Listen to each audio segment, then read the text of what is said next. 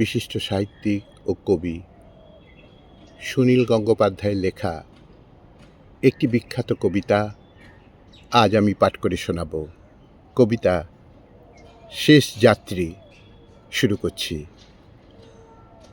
শেষ ট্রেন ছেড়ে গেছে, এখন এই প্ল্যাটফর্মে আমরা সকলে হাঁটু গুজে বসে থাকব।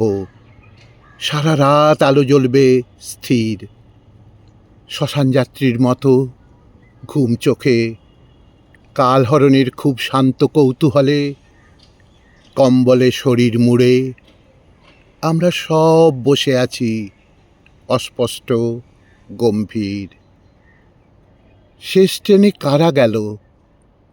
আমাদেরই মাস্তুত পিস্তুত ভাইয়েরা, রাত্রির পোশাক পরে বাঙ্কে চেপে এতক্ষণে ঘুমোচ্ছে আরামে।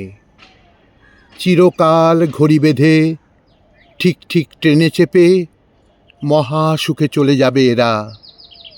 পৃথিবীর সব দ্রব্য অনেক যাচাই করে কিনে নেবে ঠিক ঠিক দামে। আমরা সব কটা ট্রেন ছেড়ে দিয়ে প্রতিদিন প্ল্যাটফর্মে বসে থাকব এই কজন, পাখির নখের মতো গায়ে বিধে শীতের বাতাস।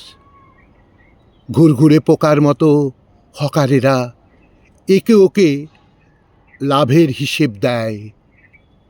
শহরের গৃহস্থেরা রাত্রির পরমব্রত এই প্রহরে মানবে 12 মাস। স্টেশনের কিছু দূরে ব্রিজ, তার নিচে এক রাত্রি জাগা নদী শীতল নিঃশ্বাস নেয়। আমারও বুকের মধ্যে অন্ধকার জ্বর। আহা, ঠিক এ সময়ে এক ভাঁড় চা পেতাম যদি। পাওয়া গেল না।